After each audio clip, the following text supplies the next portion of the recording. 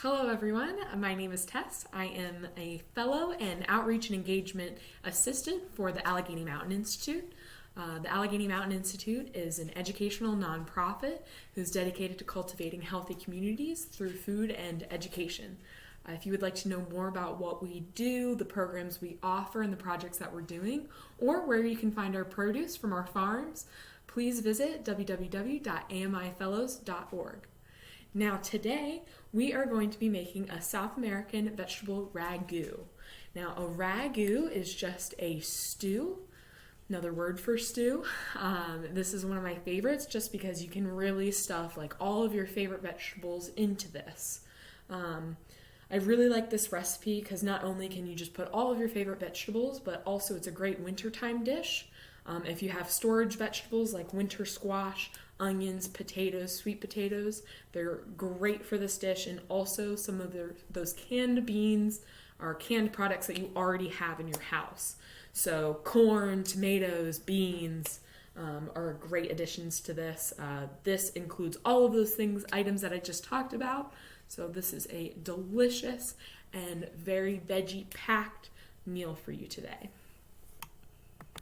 So I know you all have your recipes with you, but the first thing that I did was I took the apricots and prunes, dried apricots and prunes, and I soaked them in boiling water overnight. So I just poured some boiling water over them just to cover them and soaked them overnight, and they got all big, and I actually chopped them up already, and then I reserved the juice. Now the juice is now a little bit thicker than it was.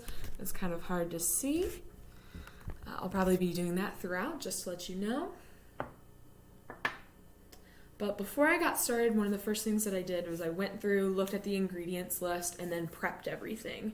So I cubed my potatoes, sweet potatoes, and diced up my peppers and onions and garlic, tomatoes, and the prunes and the apricots. So I just wanted to get everything ready to go before we actually got started into it. So I think that's a great way to kind of keep things organized and neat and ready to go before you start cooking.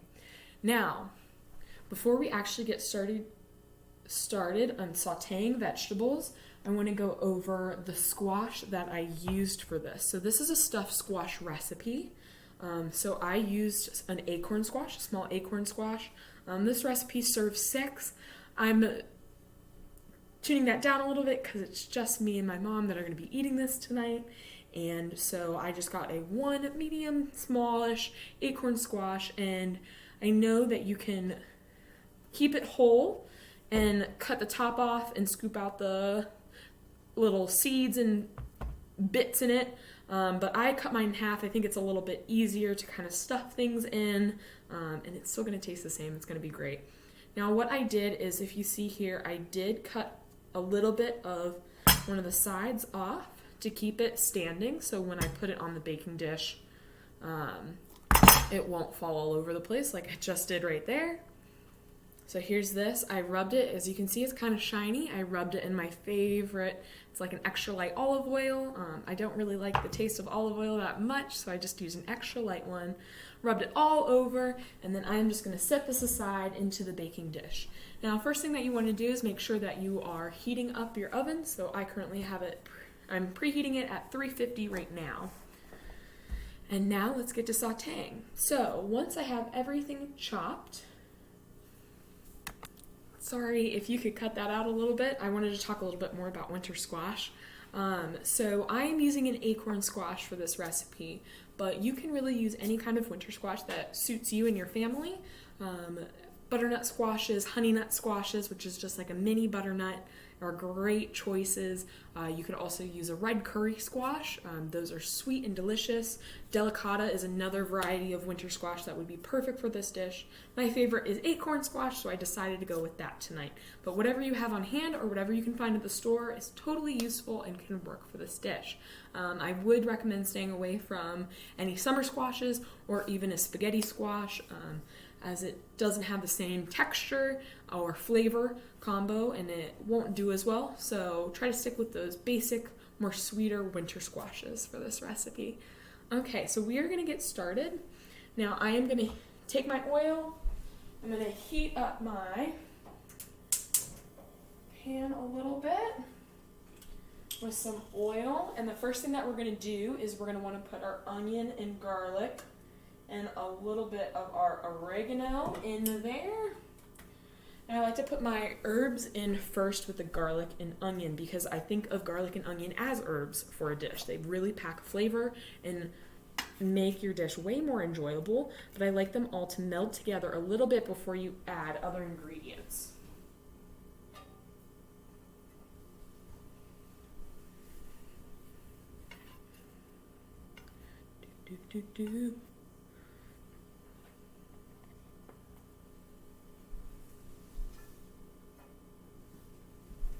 Okay, I've got my garlic in there right now, and I just did a small yellow onion. Recipe says Spanish onion, but whatever you have on hand, yellow, white, any kind of onion works. I just used a small one.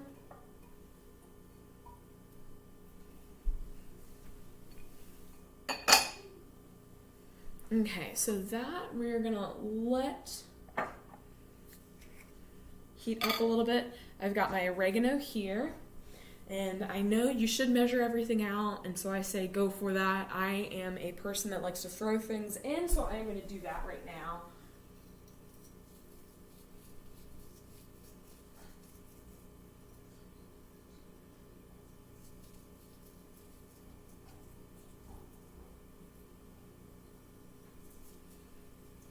I kind of just like to eye about how much that I want for this dish.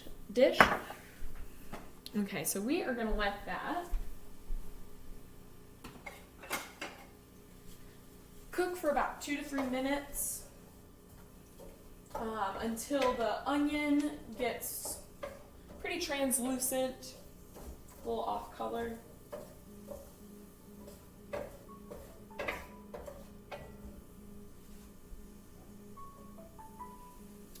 Excuse me.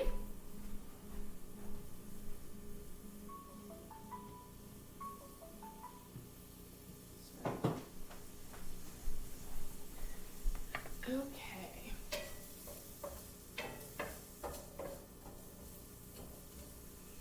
Pause this while we wait on it.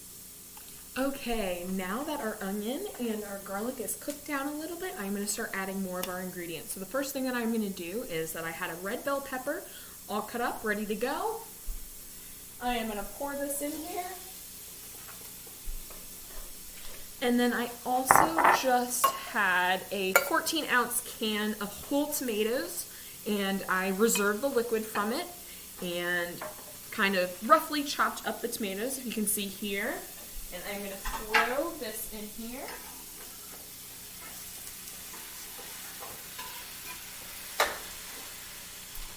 Okay, and then I am also going to take the liquid from the tomatoes and pour it over. Honestly, it already smells fabulous in here. I know I say that a lot. It's just the combination of onion and garlic is just delicious. It makes my mouth water every time I smell it. Already getting very excited for this dish. And again, we are going to just let this cook down for another 2 to 3 minutes before we start adding other ingredients in. Let's make sure everything is coated in those delectable tomato juices. Okay. We're going to let that cook down. Okay, so now that our tomatoes and red peppers have gotten to meld with our onion and garlic more, I am now going to add our sweet potato and potato into this. Now, I do really like this recipe because, you know, although you're going to have to bake it, so that's one dish, and you see that I'm using a lot of dishes here, but it's just was for prep to make things easier for this video. That this really is like a 1-pan, 2-pan kind of dish because you're cooking everything on the stove in one pan first and then transferring it to the oven. So sweet potatoes are in. I am now going to add our regular potatoes. And you want to make sure that you cut or cube both of these around the same size so that it cooks more evenly. I did my best. I'm not a perfectionist, so it'll be a bit uneven, but it'll work out. And sorry for those. Hopefully you can edit out that. If not, I apologize. Okay, also, I added the sweet potato and the potato in here. Now I am going to add the reserved juice from the prunes and the apricots. So I've got that right here.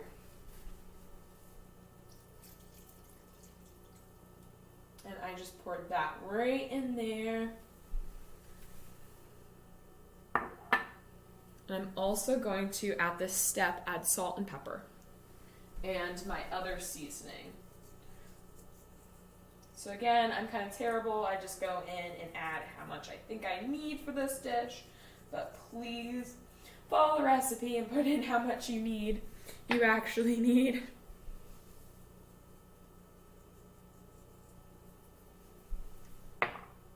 So now I'm adding smoked paprika. You can add regular paprika. It's like a little bit of the smoky flavor of that. And then some chili powder. Just a little dash of that. And then I add a little bit more cayenne than I should. But I like things a little bit more on the spicy side. If you also like things a little bit more spicy, you can cut up any type of hot pepper that you have, jalapeno, chili peppers, anything to add into there if you like a little bit more of that spice. I just have cayenne pepper, so I am just going to add that to this dish today. I'm just going to mix it all together. And now there's plenty of liquid in here. I currently have the stove at about 6, a medium-high kind of heat.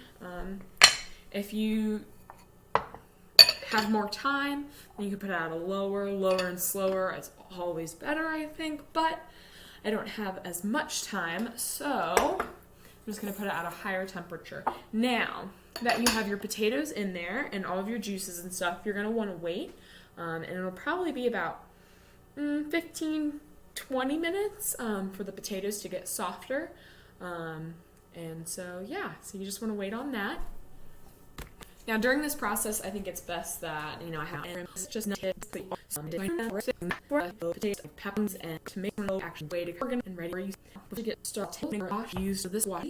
So, a piece that they're going to be in one squat. Keep in big cups of stuff is great. We're kind of this big one plate and take all shorts and delicious and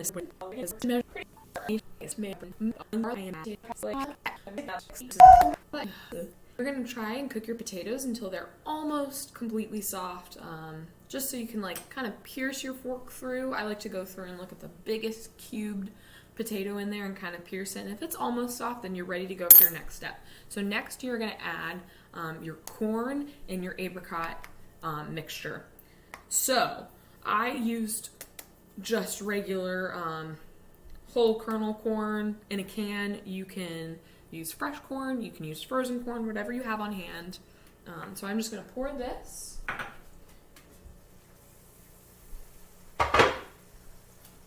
into here, and it's boiling a little bit, so I'm going to turn it down. And then put the apricot in there.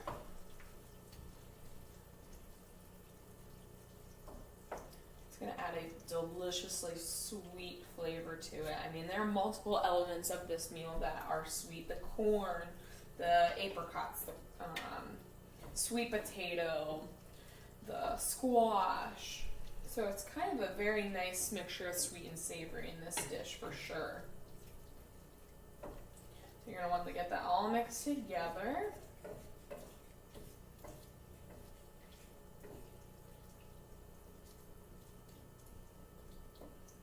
You're going to cook that for another 2 to 3 minutes.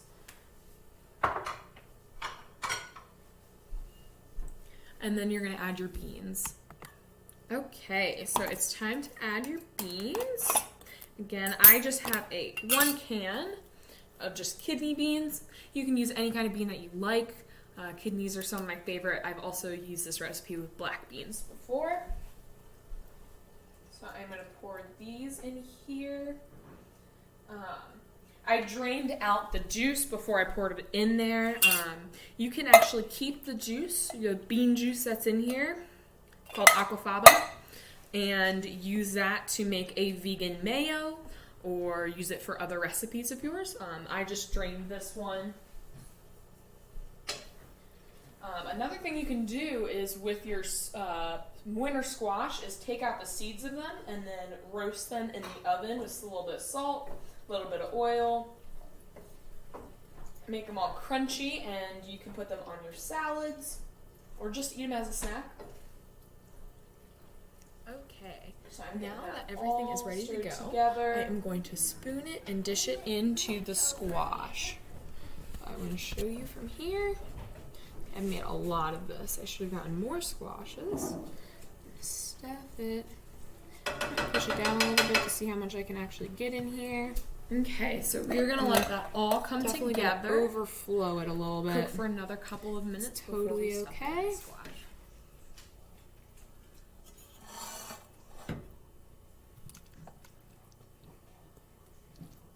Look how delicious that looks.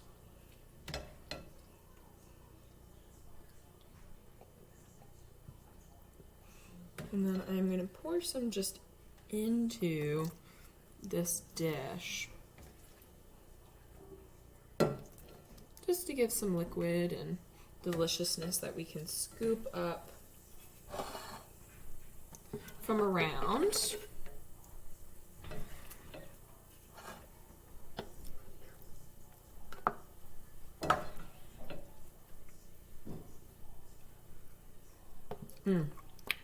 I just had a little bit super garlicky, super delicious. Just gonna get as much as I can in here, as you can see. Okay, and then I am going to put this in the oven at 350 for an hour to an hour and a half. And I say that 30 minutes is a big gap of time, but it kind of depends on the squash itself. So how you can tell is if you're easily able to poke your fork, knife, whatever you have, into the skin of the squash, and it kind of gives way, like you can just get it in there, then that means the squash is done. So I would check it at an hour. It may be done then. If it's a thicker one or bigger, it may take an hour and a half. So it's kind of just figuring it out, looking to see what works for that. At the end, I would like to, if there's like 10 minutes left, or if your squash is done, sometimes I like to sprinkle some cheese on there. I just think it's a delicious addition. You could also do breadcrumbs and cheese if you want to. So yeah, this is ready to go. I'll let you know what it looks like after.